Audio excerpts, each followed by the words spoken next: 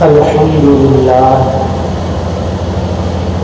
لله نحمده ونستعينه ونستغفره ونؤمن به ونتوكل عليه ونعوذ بالله من شرور أنفسنا ومن سيئات أعمالنا من يهده الله فلا مضل له ومن يضلله فلا هادي له ونشهد أن لا إله إلا الله وحده لا شريك له ونشهد أن سيدنا ومولانا محمدا عبده ورسوله صلى الله تعالى عليه وعلى آله وأصحابه وبارك وسلم أما بعد أعوذ بالله من الشيطان الرجيم بسم الله الرحمن الرحيم إنا نحن نزلنا الذكر وإنا له لحافظون صدق الله العلي العظيم بزرگان محترم، عزیز بھائیوں، اللہ تبارک و تعالی جو آپ کے اور ہمارے خالق ہیں، ان کی کریمی یہ ہے کہ انہوں نے ہم کو پیدا کرنے کے بعد ہماری تمام چھوٹی اور بڑی ضرورتوں کو پورا کرنے کا ذمہ لیا ہے، اور ایک ایک ضرورت کا اللہ تبارک و تعالی نے انتظام فرمایا ہے۔ وہ ضرورتیں جو اس دنیا سے تعلق رکھتی ہیں ان کا بھی اللہ نے انتظام فرمایا ہے، اور وہ ضرورتیں جو آخرت سے تعلق رکھتی ہیں ان کا بھی اللہ تبارک و تعالی نے بہت شاندار اور مستحکم انتظام فرمایا ہے۔ اس بات کو ہم یوں بھی کہہ سکتے ہیں کہ اللہ نے ہماری جسمانی ضرورتوں کا بھی انتظام فرمایا ہے اور ہماری روحانی ضرورتوں کا بھی بھرپور انتظام فرمایا ہے۔ چنانچہ ہم سب کے جد امجد سیدنا حضرت آدم علیہ السلام کو جب جنت میں کچھ دن رکھنے کے بعد زمین پر اتارا اور بھیجا، اسی وقت آدم علیہ السلام کو اللہ نے یہ تسلی دے دی تھی اور ان سے یہ وعدہ فرما لیا تھا کہ دنیا میں آپ کی جسمانی ضرورتوں کا جس طرح بھرپور انتظام ہم نے کیا ہے، آپ کے زمین پر جانے اور بس جانے کے بعد ہم آپ کی آخرت اور روحانیت کا بھی انتظام کر چکے ہیں۔ فرمایا اہبطوا منہا جمیعا، اے آدم اور آدم کی بیوی، تم سب یہاں سے زمین پر جاؤ، اور زمین پر جانے کے بعد زمین کی چیزوں سے فائدہ حاصل کرو، اور روحانیت کا انتظام ہم نے یہ کیا ہے کہ ہم آپ کے پاس یکے بعد دیگرے ضرورت کے مطابق وقفے وقفے سے ہدایت نامے بھیجتے رہیں گے۔ چنانچہ اللہ تبارک و تعالی نے انسانیت کی ہدایت کے لیے، ان کی آخرت کی تعمیر کے لیے اور ان کی روحانی ضرورتوں کو پورا کرنے کے لیے 104 کتابیں اس دنیا کے اندر اتاری ہیں، اور ان 104 کتابوں کو سمجھانے کے لیے اور عمل کر کے مثالی نمونہ پیش کرنے کے لیے اللہ تبارک و تعالی نے تقریباً 1,24,000 انسانوں کو نبی کی حیثیت سے، پیغمبر کی حیثیت سے دنیا میں مبعوث فرمایا کہ یہ ہدایت نامے آتے رہیں گے اور ان ہدایت ناموں کو سمجھانے کے لیے اور عملی طور پر کر کے دکھانے کے لیے انبیاء علیہ الصلاۃ والتسلیم آتے رہیں گے۔ ان 104 کتابوں میں سب سے اہم ترین کتاب اور سب سے اعلیٰ درجے کی کتاب، جس کو کتاب اللہ ہونے کے ساتھ ساتھ کلام اللہ ہونے کا شرف و امتیاز بھی حاصل ہے، وہ ہے قرآن پاک۔ قرآن پاک اللہ تبارک و تعالی نے رسول پاک صلی اللہ علیہ وسلم پر نازل فرمایا۔ رسول پاک صلی اللہ علیہ وسلم چونکہ قرآن کی اہمیت کو، اس کی افادیت کو اور اس کی حفاظت کو جانتے تھے،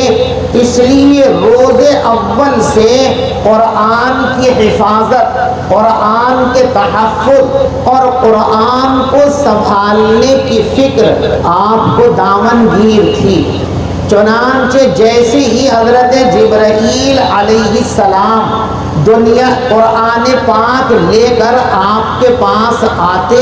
اور آپ کو قرآن کی آیتیں سناتے تھے، تو رسول پاک صلی اللہ علیہ وسلم سنتے بھی رہتے تھے اور زیر لب پڑھتے بھی رہتے تھے۔ آپ کو یہ خوف اور اندیشہ رہتا تھا کہ ایسا نہ ہو کہ جبریل امین تو بتا کر اور سنا کر واپس تشریف لے جائیں اور میں اس میں سے کچھ حصہ کہیں بھول نہ جاؤں، اس لیے سنتے بھی رہتے تھے اور ساتھ ساتھ پڑھتے بھی رہتے تھے۔ اللہ تبارک و تعالیٰ کو اپنے محبوب کی اس ادا پر ترس آیا اور ان کو فرمایا کہ بھول جانے کا خوف اپنے دل سے نکال دو۔ جب قرآن پڑھا جائے تو تم صرف ایک ہی کام کیا کرو اور وہ کام ہے قرآن پاک کو سننا۔ اللہ نے باقاعدہ قرآن میں یہ حکم نازل فرمایا، لا تحرک به لسانک لتعجل به۔ اے محمد صلی اللہ علیہ وسلم، جب قرآن آپ پر اتارا جائے تو آپ اس کو جلدی سے یاد کرنے کی خاطر پڑھنا شروع مت کیا کرو، بلکہ خاموشی کے ساتھ سنتے رہا کرو۔ اور یہ جو تمہارا اندیشہ اور خوف ہے، اس کا ہم نے انتظام کر لیا ہے، اِنَّ عَلَيْنَا جَمْعَهُ وَقُرْآنَهُ۔ اس قرآن کو آپ کے قلب مبارک میں محفوظ کر دینا، آپ کے دماغ میں اس کو پیوست کر دینا، اس کا ذمہ ہم نے لے لیا ہے، آپ کو پریشان ہونے کی ضرورت نہیں ہے۔ یعنی اللہ تبارک و تعالیٰ نے اپنے نبی حضرت محمد مصطفیٰ صلی اللہ علیہ وسلم کو یہ حکم دیا کہ جب قرآن پڑھا جائے تو قرآن سننے والوں کا وظیفہ قرآن پڑھنا نہیں ہے۔ قرآن پڑھے جانے کے وقت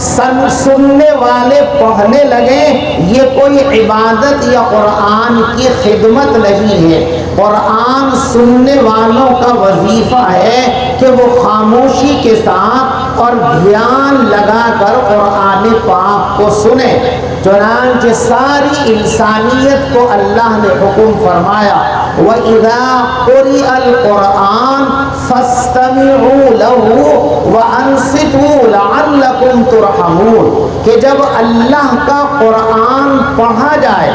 کوئی ایک آدمی آپ کو پڑھ کر سنا رہا ہے، آپ کی طرف سے پڑھ کر رب کو سنا رہا ہے، تو اس وقت تمہاری ذمہ داری یہ ہے کہ تم خاموش رہا کرو اور پورا دھیان لگا کر اللہ کے کلام کو سنا کرو۔ یہ پہلی ہدایت اللہ تبارک و تعالیٰ نے قرآن کے بارے میں اپنے لاڈلے پیغمبر حضرت محمد مصطفیٰ صلی اللہ علیہ وسلم کو فرمائی کہ قرآن پڑھا جائے تو صرف سنا کرو، پڑھنے والے کے ساتھ خود پڑھنا شروع مت کیا کرو، پڑھنے والے کے ساتھ خود پڑھنا شروع مت کیا کرو۔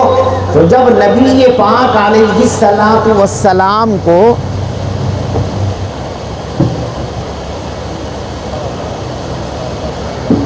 جب نبی پاک صلی اللہ علیہ وسلم کو یہ اجازت و اختیار نہیں دیا گیا کہ قرآن کی تلاوت اور قراءت کے وقت آپ قراءت کریں، تو میرے دوستو مجھے اور آپ کو یہ کیسے اختیار دیا جا سکتا ہے کہ جب ہماری طرف سے ہمارا نمائندہ بن کر امام مسجد قرآن پڑھے تو ہم بھی قرآن پڑھنے لگیں؟ یہ کسی صورت میں بھی اللہ کے یہاں مقبول اور پسندیدہ عمل ہرگز نہیں ہو سکتا۔ تو اللہ نے اپنے نبی سے فرمایا لا تحرک بہ لسانک لتعجل بہ، آپ قرآن کو جلدی سے یاد کرنے کی آرزو اور فکر کے اندر سننے کے ساتھ ساتھ پڑھنے کا کام مت کیا کرو، پہلے سننے کا فریضہ ادا کرو، اس کے بعد پڑھنے کا نمبر آئے تو پڑھو۔ اور یہ جو ڈر آپ کو ستا رہا ہے کہ آپ بھول جائیں گے، اس کی ذمہ داری ہم لے رہے ہیں۔ اس موقع پر اللہ تبارک و تعالی نے اپنے محبوب حضرت محمد مصطفیٰ صلی اللہ علیہ وسلم سے 3 وعدے فرمائے تھے قرآن کے تعلق سے۔ پہلا وعدہ اِنَّ عَلَيْنَا جَمْعَهُ، یہ ہماری ذمہ داری ہے کہ قرآن ہم آپ کے سینے میں محفوظ کر دیں گے۔ دوسری ذمہ داری لی تھی اللہ تبارک و تعالی نے، دوسرا وعدہ فرمایا تھا وَقُرْآنًا، جس طرح ہم نے قرآن اتارا ہے اور ہم پڑھتے ہیں اور پڑھنا پسند کرتے ہیں، اسی انداز پر آپ کی زبان سے قرآن پڑھوانا، اس کی ذمہ داری بھی ہم اپنے اوپر لے رہے ہیں۔ اور تیسرا وعدہ اور ذمہ داری اللہ نے یہ لی تھی ثُمَّ إِنَّ عَلَيْنَا بَيَانًا، پھر اس قرآن کی مراد کو کھول کھول کر آپ کے سامنے بیان کر دینا، اس کی ذمہ داری بھی ہم لے رہے ہیں۔ ہم آپ کے دل میں ڈالیں گے، ہم القاء کریں گے، ہم الہام کریں گے، ہم آپ کو بتائیں گے کہ ہمارے نازل کیے ہوئے کون سے جملے کا کیا مطلب ہے، ہمارے نازل کیے ہوئے کون سے کلمے کی مراد کیا ہے، وہ ہم آپ کے دل میں اتاریں گے، اور آپ کا کام ہے ہماری ترجمانی کرتے ہوئے ہمارے سارے بندوں کے سامنے اس کو کھول کر رکھ دے گا۔ وَأَنزَلْنَا إِلَيْكَ الذِّكْرَ لِتُبَيِّنَ لِلنَّاسِ مَا نُزِّلَ إِلَيْهِمْ، اے محمد صلی اللہ علیہ وسلم، یہ ذکر اور قرآن اس لیے ہم نے آپ کے اوپر اتارا ہے کہ آپ تمام انسانوں کے سامنے کھول کھول کر اللہ کی مراد کو اور اللہ کے منشا کو اور اللہ کے احکام کو لوگوں کے سامنے بیان کر دیں۔ قرآن اور دین قیامت تک کے لیے ہے، اور رسول پاک صلی اللہ علیہ وسلم کو قیامت تک دنیا میں زندہ رہنا نہیں تھا، سارے نبیوں کی طرح ان کو بھی اپنی عمر مکمل کرنے کے بعد دنیا سے پردہ کرنا تھا۔ اللہ فرماتے ہیں وَمَا مُحَمَّدٌ إِلَّا رَسُولٌ، محمد ایک رسول ہی ہیں، نعوذ باللہ خدا اور معبود نہیں۔ لہذا جیسے آپ سے پہلے آنے والے پیغمبروں کو دنیا سے پردہ کرنا پڑا ہے اور موت کے پل کو عبور کرنا پڑا ہے، یہ مرحلہ محمد الرسول اللہ صلی اللہ علیہ وسلم کو بھی طے کرنا ہے۔ آپ بھی ایک دن دنیا سے پردہ فرمائیں گے۔ پہلے انبیاء جب دنیا سے پردہ فرماتے تھے تو دوسرا نبی بھیج دیا جاتا تھا، وہ تشریف لے جاتے تھے، پھر دوسرا بھیج دیا جاتا تھا۔ لیکن رسول پاک صلی اللہ علیہ وسلم خاتم النبیین ہیں. آپ کے بعد کسی پیغمبر کے آنے کے لیے نہ گنجائش باقی رہی ہے نہ ضرورت باقی رہی ہے. اس لیے اللہ تبارک و تعالیٰ نے آپ پر نبوت کا سلسلہ تمام اور مکمل فرما دیا. یعنی قیامت تک اب آپ ہی کی رسالت چلنی ہے, آپ ہی کی شریعت چلنی ہے. تو یہ تین گارنٹیاں جو اللہ تبارک و تعالیٰ نے اپنے نبی سے قرآن کے تعلق سے لی تھی, نبی پاک علیہ السلام کی برکت سے اور آپ کی بدولت اللہ نے قیامت تک کے لیے ان تینوں کاموں کو کرنے کے لیے اپنے بندوں میں سے کچھ لوگوں کا انتخاب کر لیا ہے, جو قیامت تک ان تینوں ذمہ داریوں کے مظہر بنے رہیں گے اور قیامت تک ان تینوں ذمہ داریوں کو نبھاتے رہیں گے. پہلی ذمہ داری ہے جمع قرآن اور حفاظت قرآن, کہ قرآن جیسا اللہ کی طرف سے اترا تھا اسی طرح قیامت تک یہ قرآن باقی رہے گا. اس کے لیے اللہ تبارک و تعالیٰ نے ان مدرسوں کا اور تعلیم گاہوں کا اور درس گاہوں کا انتظام کیا اور اپنے بندوں کے دل میں یہ الہام کیا کہ حفظ قرآن کے لیے مکاتب اور مدارس قائم کیے جائیں, اور امت کے وہ چھوٹے چھوٹے بچے جن کے دل تمام آلائشوں سے, تمام گندگیوں سے اور گناہوں کے برے اثرات سے محفوظ ہیں, ابھی وہ حد بلوغ ہی کو نہیں پہنچے ہیں, ایسے بچوں کو چنو, ایسے بچوں کا انتخاب کرو, ایسے بچوں کو لاؤ اور ان پر محنت کرو اور ان کے دل میں قرآن کی دولت کو اتار دو. روئے زمین پر لاکھوں درسگاہیں, لاکھوں مدارس, لاکھوں مکاتبیں جو اللہ تبارک و تعالیٰ کے اس وعدے کی تکمیل کا مظہر ہیں کہ اللہ نے وعدہ لیا ہے کہ قرآن کا ایک حرف, قرآن کا ایک نقطہ بھی ضائع نہیں ہو سکتا. کوئی آیت اور جز تو بہت بڑی چیز ہے, ایک نقطہ بھی اگر قرآن کا بدلنے کے لیے ساری دنیا کوششوں پر اتر آئے تو انشاءاللہ وہ اس میں کامیاب نہیں ہو سکتے. آج دنیا میں جتنے نسخے قرآن پاک کے موجود ہیں, اگر کسی وجہ سے خدا نخواستہ وہ سارے نسخے دنیا سے ہٹا دیے جائیں تب بھی قرآن جیسا تھا, جیسا ہے ویسا ہی انشاءاللہ قیامت تک باقی رہے گا. چند گھنٹوں کے اندر وہ حفاظ, وہ قرآن کے جیالے اور عشاق اس قرآن کو جیسا تھا ویسا ہی اللہ کے بندوں کے سامنے پیش کرنے کی طاقت اور قدرت رکھتے ہیں. تو اِنَّ عَلَيْنَا جمعہ, اس وعدے کو پورا کرنے کے لیے اللہ کی قدرت دیکھیے کہ بڑے شہزور لوگوں کو, بڑے طاقت والے لوگوں کو, بڑی جسامت والے لوگوں کا انتخاب نہیں کیا. کہیں لوگ یہ نہ سمجھیں کہ قرآن کو اس لیے ہم نے محفوظ کر لیا کہ ہماری جسامت بہت ہے, ہماری طاقت بہت ہے, ہماری قوت بہت ہے. نہیں, ان معصوم بچوں کو جنہیں اپنا بوجھ سنبھالنا بھی ایک مسئلہ ہے, ایسے لوگوں سے اللہ تبارک و تعالیٰ نے قرآن کی حفاظت کا کام لیا. وہ قرآن جس قرآن کو سنبھالنے کی طاقت پہاڑوں کے اندر بھی نہیں تھی. اللہ خود فرماتے ہیں لو انزلنا هذا القرآن على جبل لرأيته خاشعا متصدعا من خشية الله. اگر یہ قرآن ہم پہاڑوں پر اتار دیتے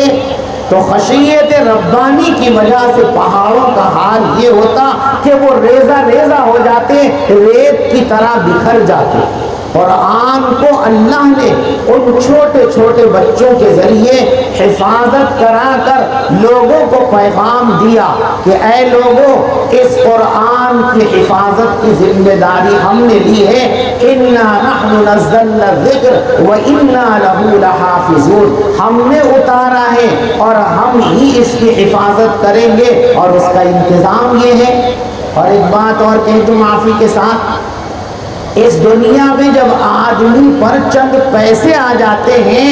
تو گھمنڈ میں اس کا دباؤ غبارے کی طرح پھول جاتا ہے، وہ لوگوں کو انسان نہیں سمجھتا اور خود کو بھی انسان سے بالا تر کوئی مخلوق سمجھنے لگتا ہے۔ اللہ نے 80% ایسے لوگوں کو بھی قرآن کی حفاظت سے لائن میں لگا دیا۔ ہٹیے ایک طرف، جن لوگوں کے پاس مال نہیں ہے، دولت نہیں ہے، جن بچوں کو ناشتے کے نام پر ملتا ہے تو معمولی سی سوکھی سے روٹیاں،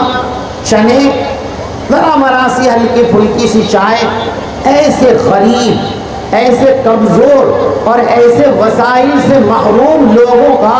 اللہ نے انتخاب کیا اپنے قرآن کی حفاظت کے لیے، تاکہ مالدار لوگوں کو یہ نشہ نہ ہو جاوے کہ ہم مال والے ہیں، قرآن کی حفاظت ہم کریں گے۔ اللہ نے ایک طرف کر دیا کہ قرآن مال والوں کے لیے، قرآن طاقت والوں کے لیے نہیں، قرآن ان کے لیے ہے جن کو ہم نے قرآن کے لیے چنا ہے اور جن کو ہم نے اپنا محبوب بنانے کا فیصلہ کر لیا ہے، جن کے لیے ہم نے طے کر لیا ہے کہ ان لوگوں کو ہم محبت میں وہ درجہ دیں گے جو انسان محبت میں اپنی فیملی کو درجہ دیتا ہے۔ آقا علیہ السلام فرماتے ہیں ان للہ اہلین، اے لوگوں میں سے کچھ لوگ ایسے ہیں جو اللہ کے یہاں وہی محبوبیت کا مقام رکھتے ہیں جو تمہارے یہاں تمہاری فیملی کو مقام حاصل ہے۔ صحابہ کرام نے پوچھا من ہم یا رسول اللہ، حضرت کون ہیں وہ لوگ؟ ارشاد فرمایا ہم اہل القرآن خاصتہ او کما قال، یہ قرآن والے ہیں جو اللہ کے نہایت مخصوص بندے ہیں۔ تو اللہ نے اس وعدے کو پورا کرنے کے لیے بہت معمولی کمزور لوگوں کا انتخاب کر کے دنیا کو دکھایا وَإِنَّا لَهُ لَحَافِظُونَ، ہم اس کی حفاظت کرنے والے ہیں۔ ایک بات اور آپ کو بتا دوں اس موقع پر، آج بہت سے لوگوں کو قرآن پڑھنے والوں کی اور پڑھانے والوں کی اہمیت کا اندازہ نہیں ہے، اور بہت سے لوگ تو بیچارے ان کو زمین پر بوجھ سمجھتے ہیں، بہت سے لوگ ان کو بیکار سمجھتے ہیں۔ لیکن کان کھول کے سنو میرے بھائیوں، دنیا میں جتنے کام دین کے نام پر ہوتے ہیں ان سب سے اللہ راضی اور خوش ہوتے ہیں، اور ان سب پر اللہ دنیا اور آخرت کے اندر بڑی نعمتوں سے نوازتے ہیں اور نوازیں گے۔ لیکن ان میں سے کوئی کام ایسا نہیں ہے جو اللہ کے کرنے کا کام ہو۔ نماز آپ پڑھتے ہیں، اللہ کی رضا کا ذریعہ ہے، اللہ کے حکم کی تعمیل ہے۔ نماز پڑھنا اللہ کا کام نہیں۔ آپ روزہ رکھتے ہیں، اللہ کے حکم کی تعمیل ہے، اس سے اللہ آپ سے راضی اور خوش ہوتا ہے، اور نہ جانے کیا کیا آپ کو دے گا، لیکن اللہ کا کام نہیں۔ قرآن کو یاد کرنا، اس کو پڑھ کر اور پڑھا کر کے اس کی حفاظت کرنا روئے زمین پر یہ واحد کام ہے جو اللہ کا کام ہے، اللہ کے کرنے کا کام ہے۔ اس لیے کہ اللہ نے یہ نہیں فرمایا کہ ہم تمہیں نمازیں پڑھیں گے، تم پڑھنا نہ پڑھنا ہم پڑھ لیا کریں گے، تم روزہ رکھنا یا مت رکھنا ہم رکھا کریں گے، نہیں۔ قرآن کے بارے میں فرمایا کہ تمہارے محتاج نہیں ہے، اس قرآن کو سلامت رکھنا، اس کو محفوظ رکھنا یہ ہماری ذمہ داری ہے۔ اِنَّا نَحْنُ نَزَّلْنَا الذِّكْرَ وَإِنَّا لَهُ لَحَافِظُونَ، ہم نے یہ قرآن اتارا ہے اور ہم ہی اس کی حفاظت کرنے والے ہیں۔ یہ چھوٹے چھوٹے بچے اور یہ لوگ جن کو ہم بہت معمولی سمجھ کر اور ان کو بہت آخری درجے میں آج ڈالے ہوئے ہیں، یہی وہ لوگ ہیں جو اللہ تبارک و تعالیٰ کا ذاتی کام اس روئے زمین پر کر رہے ہیں۔ قرآن کی حفاظت اللہ کا کام ہے اور اللہ کی توفیق سے سبب کے درجے میں اس کا مظہر یہ لوگ بنے ہوئے ہیں جنہوں نے قرآن کے پڑھنے اور پڑھانے کو اپنی زندگی کا مقصد بنا لیا ہے۔ لہٰذا ان پر جملے مت کسا کرو، ان سے محبت کیا کرو اور ان کی عزت کیا کرو۔ جو دنیا میں ان کی عزت نہیں کرتا وہ یاد رکھے وہ رسول اللہ صلی اللہ علیہ وسلم کی عزت کرنے والا نہیں بن سکتا۔ جسے کسی عالم سے محبت نہیں ہے وہ رسول اللہ سے محبت کرنے والا قیامت تک نہیں ہو سکتا۔ جسے حافظ قرآن سے محبت نہیں ہے وہ قیامت تک رسول اللہ سے محبت کرنے والا نہیں ہو سکتا۔ وہ کچھ بھی کرتا ہو لیکن رسول اللہ کی محبت کی حقیقت اس کے پلے پڑنے والی نہیں ہے۔ اور یہ میرے الفاظ نہیں ہیں، یہ پیغمبر علیہ السلام کے ارشاد گرامی کی ترجمانی ہے۔ آپ نے ارشاد فرمایا اکرموا حملۃ القرآن، اے لوگو قرآن کو سنبھالنے والا جو طبقہ ہے، حفاظ، علماء، قراء، تم ان کا اکرام کیا کرو، ان کا احترام کیا کرو، ان سے محبت کیا کرو۔ کیوں؟ فمن اکرمہم فقد اکرمنی، جو ان کا اکرام کرے گا، جو ان کا احترام کرے گا، جو ان سے محبت کرے گا، وہی حقیقت میں مجھ سے محبت کرنے والا ہے۔ اگر اس طبقے سے محبت نہیں ہے، اگر ان پر کیچڑ اچھالتے ہو تو یاد رکھو کہیں ایسا نہ ہو کہ تمہارا شمار ان بدبختوں کے اندر ہونے والا ہو جو رسول اللہ صلی اللہ علیہ وسلم کی محبت سے محروم ہونے والے ہیں۔ اللہ اس نحوست سے آپ کی ہماری سب کی حفاظت فرمائے۔ تو ایک گارنٹی اللہ نے دی تھی ان علینا جمعہ، اس کی حفاظت ہم کریں گے، اور دوسری گارنٹی دی تھی وہ قرآن، اس کو پڑھوانا یہ بھی ہمارے ذمے ہے۔ ایک مسئلہ سمجھو اچھی طریقے سے، قرآن کا صرف پڑھنا نہ مقصود ہے نہ عبادت ہے۔ اچھی طرح سنو، قرآن کا صرف پڑھنا نہ مقصود ہے نہ عبادت ہے، بلکہ قرآن جس طرح اللہ نے پڑھنے کے لیے کہا ہے ویسے پڑھنا مطلوب اور مقصود ہے، اور اسی پڑھنے کو عبادت کا درجہ حاصل ہے۔ قرآن کو منچاہے طور پر پڑھنے کی اجازت اللہ نے اپنے محبوب حضرت محمد مصطفیٰ صلی اللہ علیہ وسلم کو بھی نہیں دی ہے، تو آپ اور میں تو کون ہوتے ہیں؟ اسی جملے میں اسی قرآن میں دیکھو اللہ فرماتے ہیں فَإِذَا قَرَأْنَاهُ فَاتَّبِعْ قُرْآنَهُ، اے محمد جب ہم قرآن پڑھ لیا کریں۔ یہ علماء بیٹھے ہوئے ہیں، عربی کے عام اسلوب کے اعتبار سے یہاں جملہ بظاہر یہ ہونا چاہیے فَإِذَا قَرَأْنَاهُ فَقْرَأْ، اگر صرف پڑھنا مقصود ہوتا من چاہا تو یہاں جملہ یوں آ سکتا تھا فَإِذَا قَرَأْنَاهُ فَقْرَأْ، اے نبی جب ہم پڑھ لیا کریں تو آپ بھی پڑھ لیا کرو۔ لیکن اللہ نے یہ بھی فرمایا کہ جب ہم پڑھ لیا کریں آپ پڑھا کرو۔ اللہ فرماتے ہیں فَإِذَا قَرَأْنَاهُ، اے محمد جب ہم قرآن پڑھ لیا کریں، یعنی ہماری نمائندگی کرتے ہوئے ہمارا فرشتہ جبرائیل جب قرآن تم کو پڑھ کر سنا دیا کرے تو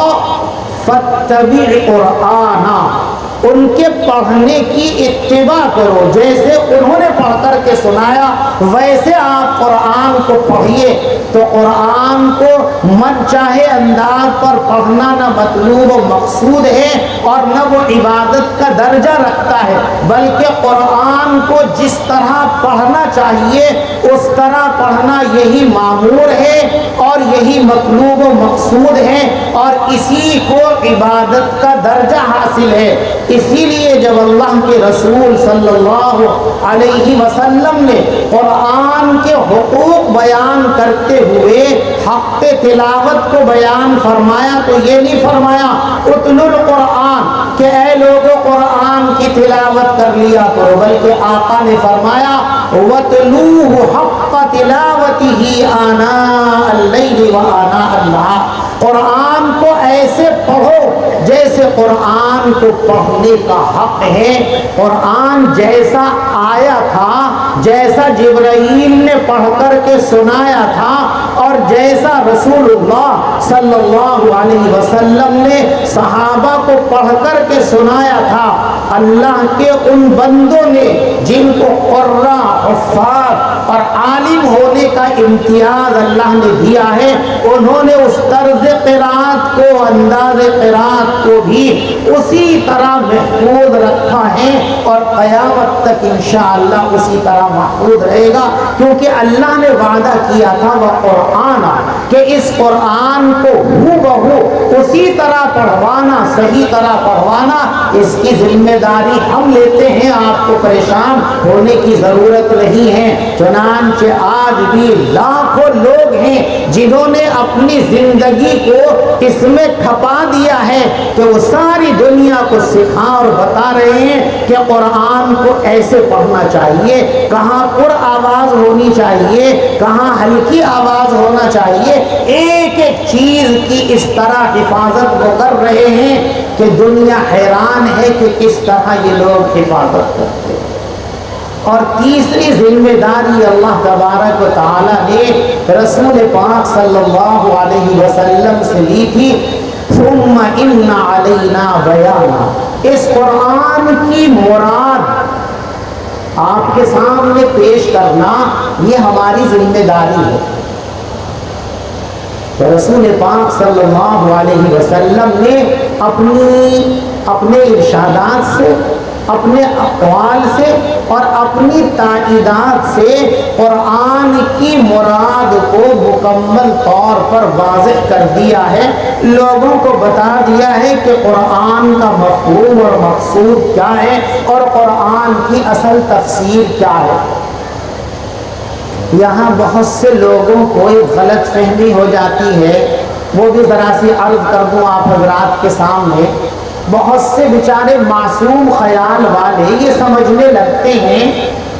کہ جب اللہ کے رسول صلی اللہ علیہ وسلم نے قرآن کی مرادات کو احادیث نبویہ کے ذریعے واضح کر دیا ہے تو پھر کسی عالم سے،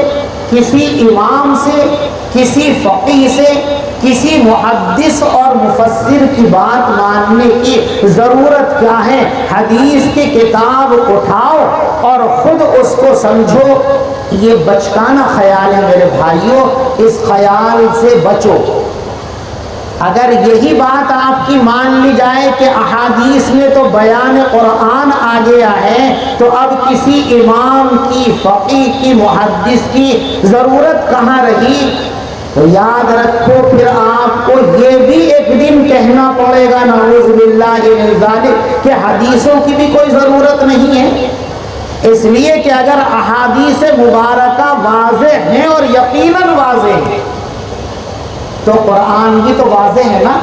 اللہ خود فرماتے ھذا بیان للناس، یہ تو لوگوں کے لیے بالکل کھلا ہوا مضمون ہے۔ تو جب کھلا ہوا مضمون قرآن ہے تو پھر رسول کو مکلف کرنے کی ضرورت کیا ہے؟ لتبین للناس، کہ ہم آپ کو یہ ذمہ داری دے رہے ہیں کہ آپ اس قرآن کو لوگوں کے سامنے کھول کھول کر بیان کیا کریں۔ آپ اس کو سادہ زبان میں سمجھیں، اللہ کو قرآن، اللہ کو یہ دین اور شریعت قیامت تک باقی رکھنی ہے، اور شروع سے لے کے قیامت تک لوگوں کے احوال یکساں ہرگز نہیں رہیں گے،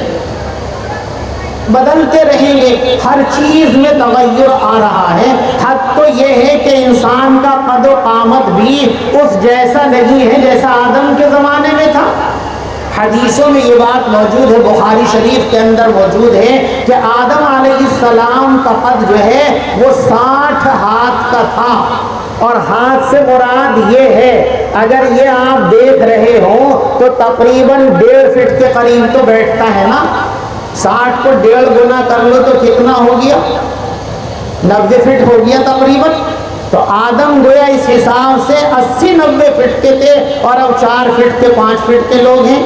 تو جب یہ جسم اپنی جگہ نہ رہا، اس میں تغیر اور تنزلی ہوتی رہی، تو انسان کی فہم و فراست، اس کی عقل، اس کا شعور، یہ بھی ابتدا سے انتہا تک ایک مقام پر نہیں رہ سکتا۔ اللہ نے اپنے نبیوں کو ایسا ذہن عطا کیا تھا، ایسی فہم عطا کی تھی کہ ان کے لیے قرآن کافی تھا، انہیں کسی اور تعلیم کی اور کسی سے مدد لینے کی ضرورت نہیں تھی۔ صحابہ کرام ان سے ایک درجہ نیچے تھے،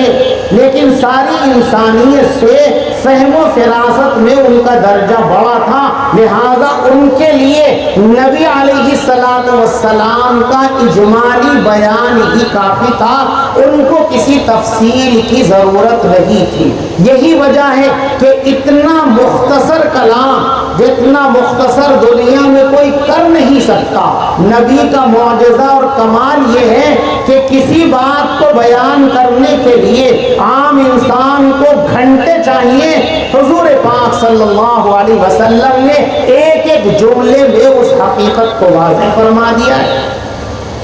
تو ان کا درجہ جیسا تھا، ان کے لیے نبی کا بیان کافی تھا، انہیں کسی اور چیز کی ضرورت نہیں تھی۔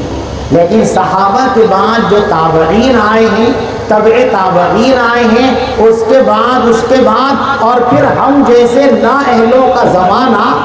تو ہم جیسے لوگ جن کی ہر چیز تنزلی کے نقطۂ انتہا پر پہنچی ہوئی ہے، وہ نبی کے مختصر اور جامع کلام کی مکمل حقیقت کو پالیں، اس کا امکان ہی نہیں ہے۔ اس لیے اللہ تبارک و تعالیٰ نے آپ پر اور ہم پر یہ احسان فرمایا کہ نبی کا جو کام تھا بیان القرآن،